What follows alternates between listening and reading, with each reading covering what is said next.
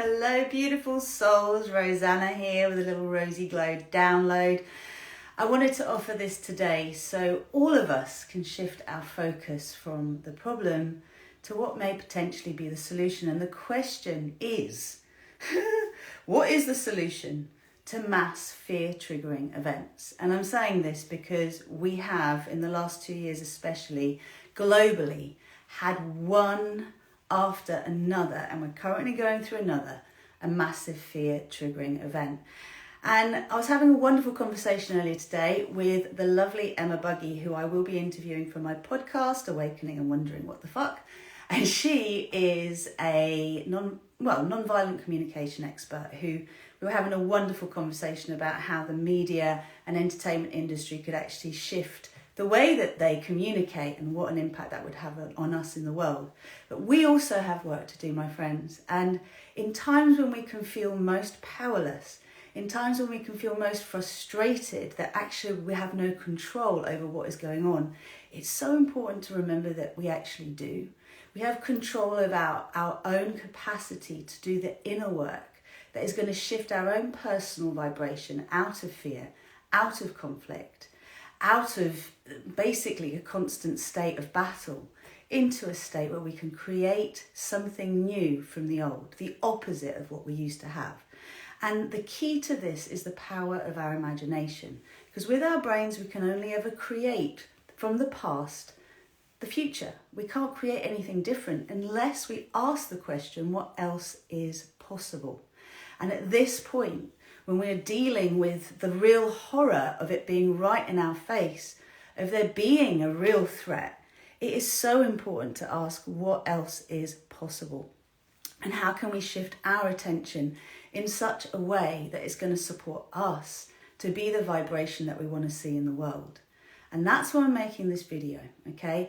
Now, I've put the answer right at the start, but I'm going to just take a little bit of time to go through it. So for me, what I've come to and what I teach through Rosy Glow and through StarPeace is that we need to align with, embody, and clear the resistance to the vibrational frequency that we want to co-create. So in this instance, when we're facing war, we want to create peace. When we're feeling unsafe, we want to feel safe. When we're feeling threatened, we want to feel as though the world is okay. And we can do this work from the inside and reverberate it outside, rather than looking to the outside to create it for us, to show it to us first before we can feel it. And this is the trick. It is, I will see it when I believe it, rather than I'll believe it when I see it. And that's the power of our imagination. That's the pituitary gland. That's the pineal gland. Everything working together to help us to shift our own circuitry. And the world is going through a massive nervous system shake-up right now. It has been for ages. But in case you hadn't noticed, there is an old world that is crumbling and a new world that is being built. And that is what we're here to be a part of. So the inner work is essentially to journey through from the fear matrix to the divine matrix, to do the deep inner work of alignment, embodiment, and then the clearing of resistance. And if you don't yet know how to do that, please do head over to the Rosy Glow YouTube channel. I co-created the New Moon Co-Creation Meditation in Pisces, which I did on Monday, and that was, I think, last week. I can't even know where we are now. No, it was earlier this week. And it really tells you the whole process of how to go through it. It teaches you it. You do it with me, okay? So if you want to feel as though you can participate in this more, then please check that out. And also check out the I Am StarPeace page, which I'm going to share a link to, because I am inviting all of you to participate in a global rewrite of a narrative from war to peace, from struggle to thriving. And I've given some very clear and explicit instructions about how all of us can co-create a new narrative by how we show up, how we speak, what we write about, what we energize through our social media channels, through the conversations we have with people, and also through what goes on in our own minds. So let's just break this down quickly from a multidimensional perspective and acknowledge that there are different realities coexisting at the same time. I'm not here to say what's real and what isn't real, what's right and what is wrong. I'm asking us to see if together we can utilize what is here and make something else of it, make it as fuel for change rather than fuel for more of the same. So in the 3D reality, the physical reality that is portrayed by the mainstream media, that is what we kind of tune into whenever we tune into our terrestrial channels, there's something very much going on in the physical world, on the ground. The thing is, safety is threatened, yeah? Physical safety is being threatened. Economic safety is being threatened. There is this real sense of, here we go again, because we've been here before. And yet, what is important is to ask yourself, is this happening to you? Are you physically in the place where this is happening? Is it happening through you? I.e., are you energizing it through what you're seeing and through what you're hearing and through what you are talking about? And then, what else? Yeah, are you energizing it or are you diffusing it? This is really important. Are you adding to the energy that you actually want to dissolve? Or are you, in your own physical experience of life, doing something different? Now, as I say this, I'm standing on my earthing mat, okay? Now, we could be out in nature, on the grass. It might seem like this is really insignificant stuff to do at a time when there is so much trouble and turbulence in the energy, the collective energy. But this is exactly what we need to do, is pacify ourselves first and be aware that our words are wishes, our words are spells. How and why do we talk about what we do? I'm always fascinated by how we love to have an opinion on things that we know very little about. And then what we do form our opinions on and base our opinions on is other people's opinions. 3D is very much, this is the fear world, okay? This is the world where everything is scary, where everything is threatening, where we've got to control things externally in order to feel safe. And those who govern our current world very much see through that perspective. There is no other perspective. I'm a loon as far as they're concerned, because it's like, hey, real world, bombs are dropping, people are getting killed. It's like, yeah, that is happening, okay? And why it is happening is another story. What we're going to do with it is what's really, really important. And so those of us who are not physically on the ground participating have a very important role to play. We want to be creating a new vibration, okay? So for us, it's about not fueling that fire. It's about creating solution through imagination, through contemplating what is in our power to do, grounding our own energy, calming our own nervous system, praying, meditating, visualizing the solution, the space we all want to be in, where this issue is no longer occurring, whatever that issue is. Whether it's a virus, whether it's a war, whether it's a threat to the entire population, whether it's an alien invasion, whatever the threat externally is, we have to access within us our own sovereignty and recognize that we only know a small bit in all of this, okay? So what can we actually do to be part of the frequency we want to energize?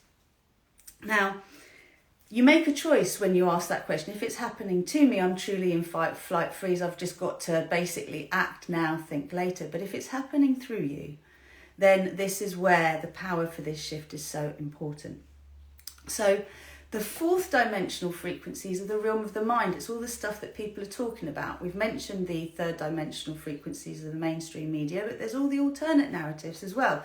The alternate media that people tune into, lots of different conversations. And in a way, this is a blessing because we are allowing the view that there are different perspectives. There's not just one perspective on what is happening. And we know that narratives are put in front of us to accompany the visuals that we see so that we are okay with the decisions that are made on our behalf. So discernment is absolutely essential.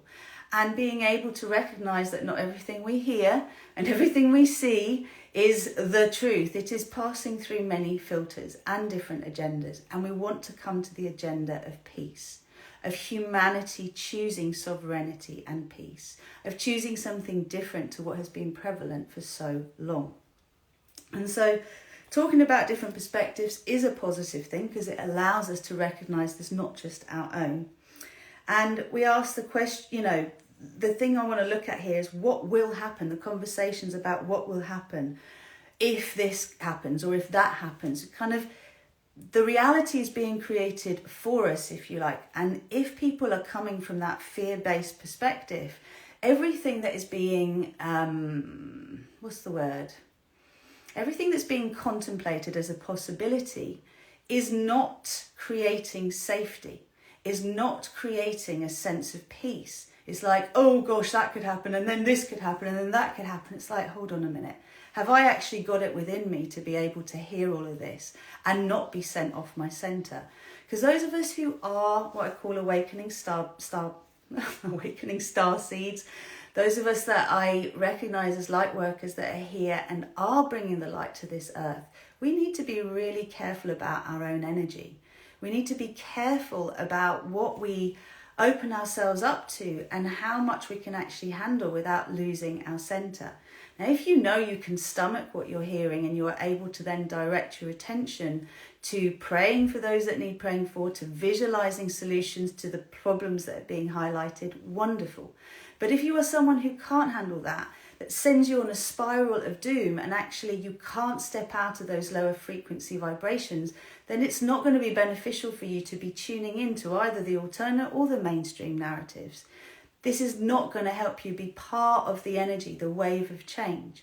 It's going to be much more effective for you and the world around you to take your time to bring as much calm, as much joy, as much peace into your world. That might be tidying up a room. It might be dancing. It might be meditating. It might be doing yoga. It might be going for a walk in nature. It might be praying. It might be I am statements, but it's all about how do I bring my energy back to a place where I am a frequency match for what I want to transmit in the world. If you already know my work, you know how much I work with the earth chakra and the soul chakra, so we can really bring frequencies through that we can then send through the crystalline grid, through the divine human heart grid and the divine mind grid out into the collective. So all those who are ready to receive these light codes, receive them. We become conduits of energy, my friends. We tune in, we call in our higher self, we call in the light beings working through us, we call in our star families, our guides and teachers of the purest vibrations of love and light, and we ask to be an instrument of peace in this world. Now, how we go about doing that will be different for each of us. Whether we feel to offer something practical to those who really need it, whether we're doing energy work, it is very much a unique experience for each of us as to what we're called to contribute. But we have to be contributing from this space within us that has already connected to the heart, connected to the soul, rather than just coming from a reactive state of fear where we're trying to make a change. But actually our vibration is a match for the trouble that we're seeking to transmute. It's very important that we recognise our own sensitivities. All right, so also what we're thinking about, what we're talking about, worrying about, projecting, is this helpful? We want to be using the mind to be solution focused. And when I say solution focused, it's like, what is the solution other than being the vibrational match? How do we get to that vibrational match? This is what we're talking about. But the conversations that we have can help us get to how we can create the next step on the bridge that we are creating from the old world to the new one. Because ultimately the new one is one we are building together. And it is based on what there is a need for. This was another lovely thing that came through the conversation with Emma Buggy. Now, by the way, Emma Buggy is a non-violent communication expert who I am going to be interviewing for my podcast, Awakening and Wondering What the Fuck. And this is really for us to start to contemplate how non-violent communication could be part of the solution, especially when it comes to communication in our entertainment, what we watch, what we listen to, and also in the media and the way the news is actually portrayed. Very, very powerful to know that there are people in the world already practicing this. Now, using the mind to be solution focused means using the mind to look for signs of change, for things we want to energize. You hear a conversation, you hear a meditation, you read a prayer, you read a perspective that you're like, that sounds amazing. I've never thought about it like that before. Then this is something that we are energizing for the highest good. And that is another element for all of us to align with. You might have an idea of what you think needs to happen. I might have an idea as well. But if we surrender our ideas to the highest good of all, the win-win-win, or the highest good of all for all of humanity, the win-win-win for all, then we are surrendering to our soul consciousness. We are surrendering to the part of us that is already in the vibration that we want to energize. And that's really important. It's not the greater good, and it's not someone else's idea. It's like, what is going to create a vibration that all of us entrains with, that shifts our whole global narrative, the way we deal with challenging situations. All comes back to how we deal with our own personal challenges internally and with the relationships of those around us. So if you are involved in conversations with others and you're feeling compelled to talk about what's going on in the world, be very aware of the divisive language. Oh, it's the Russians. Oh, it's the Ukrainians. Oh, it's the Americans. Oh, it's the this. Oh, it's the that. The finger pointing, the blaming is like very profuse, but it creates division. There's so many layers to why we are where we are right now. For me, I'm always fascinated by the fact that we've got at least 4-5 generations of unprocessed time in the womb, birth and early year trauma. And by that I mean unprocessed, challenging experiences that we've never had the tools to be able to transmute in our bodies and energy fields, and yet we have the tools now. So there's a backlog that we're clearing, and it's important to remember that that is happening, whatever it looks like on the ground. Okay, so let's just take a breath. Beautiful. Okay, so what is the need that is asking to be met? In all of this conflict that's going on, whether it's your personal story or in the collective, what is the need that is asking to be met? We have to accept that everyone's point of view is as valid as the next person's point of view. We have to listen to each other. We have to want a solution. And we have to really look beyond the finger pointing and the problem of now. What can come from this? What do we want to see on the global stage? I'm going to give you a little example here, because in these like alternate narratives that are coexisting in the collective, I heard one the other day which was about the fact that although it seems like the COVID story has just suddenly been dropped, there was something that was going around. I'm not sure whether it's true or not, but I'm just saying my consciousness was aware of it, right?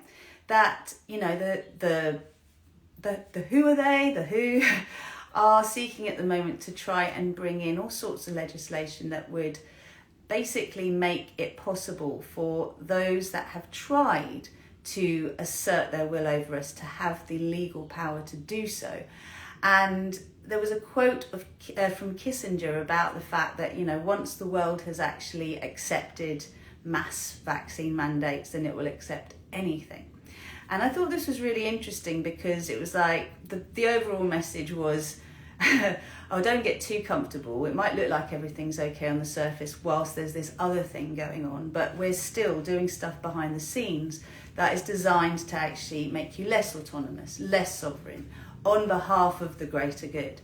And actually that, you know, it might look like there's peace on the surface on one level in one situation, but actually it's being threatened as we speak. And I really feel it's so important that we are aware of the fact that when we hear something like this, do we want to energize it or not?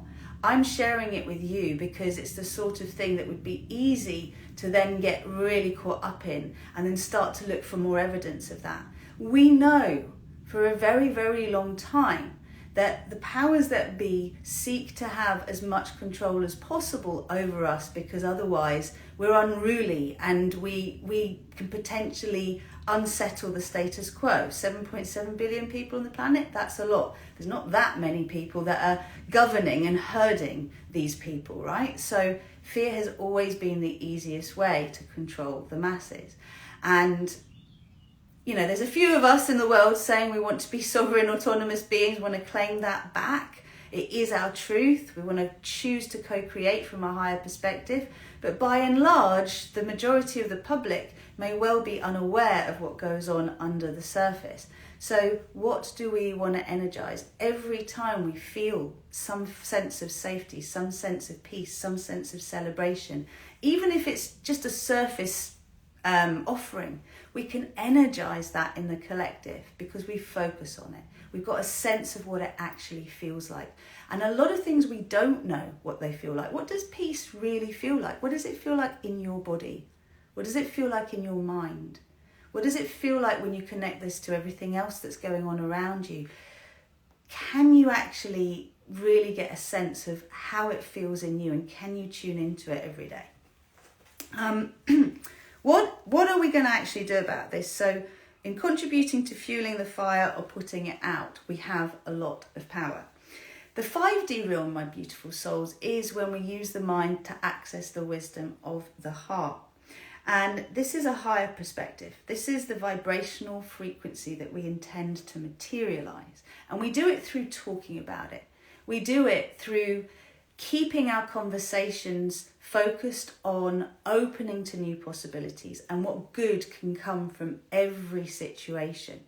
Why would someone feel threatened to such an extent that they would attack? All of us have to remember the value of putting ourselves in the enemy's shoes so that we can understand that they're also seeking to protect whatever's going on for them. And again, this is the moving beyond the field of right and wrong and moving into the space of what do we want instead?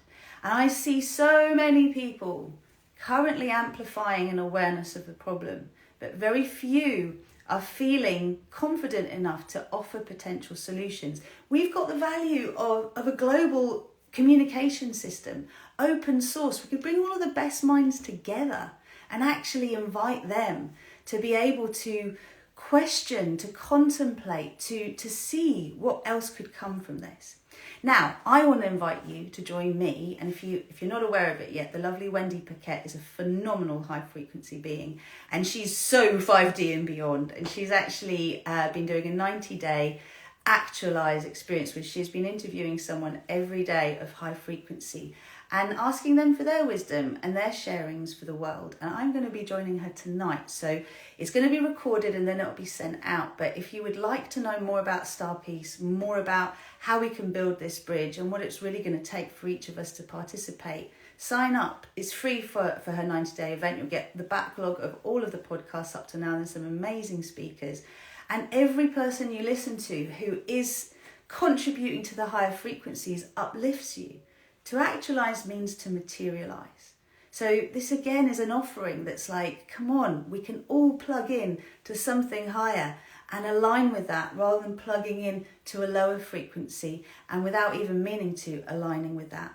Everyone feels when something big's going on in the world, we need to tune in, find out what's going on, but we're being told what's going on from a variety of perspectives that have their own filters. So if we cannot hold our vibration, as I said, it is best that we're not tuning in as much as possible unless we can actually practice that discernment whilst we are tuning in. Tune into your own energy first. Only when you feel strong enough, go beyond that.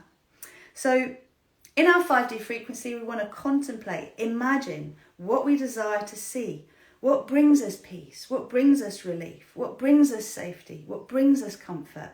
These are frequencies we entrain with by using our imagination. I've said already about holding your vibration.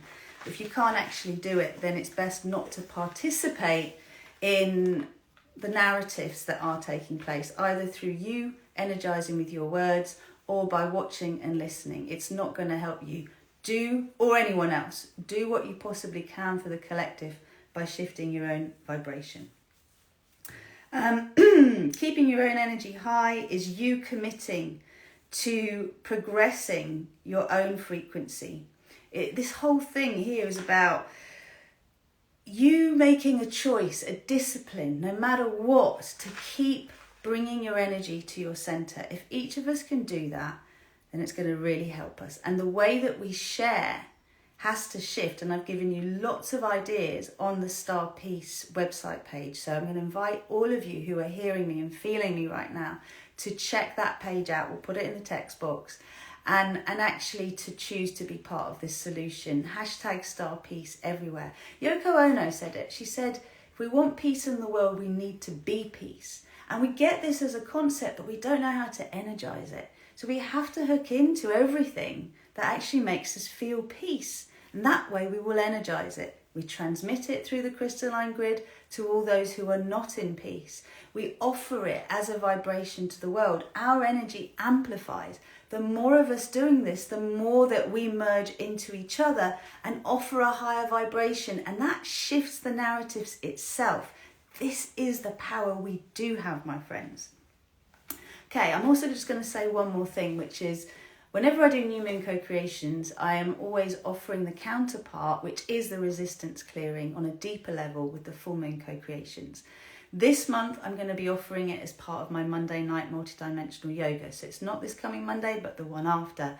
I'm going to invite you to join me because I will be working with bringing a frequency through us that is allowing us to hold our energy sovereign so that we can process the remorse in the collective, the fear, the terror, and the pain without having to embody those lower frequencies ourselves. This is now what is required for those of us who are doing this work in clearing the energy of the collective, is not to go into that energy anymore, to practice the discipline of not going into it, but raising our vibration to such an extent that it transmutes from the outside rather than the inside, from our energy field rather than our physical beings, and it pushes it back out. It's fuel to energize our frequency rather than to bring it down. And yes, we can do that because we've already imagined it as an idea into being, and it's gonna be amazing.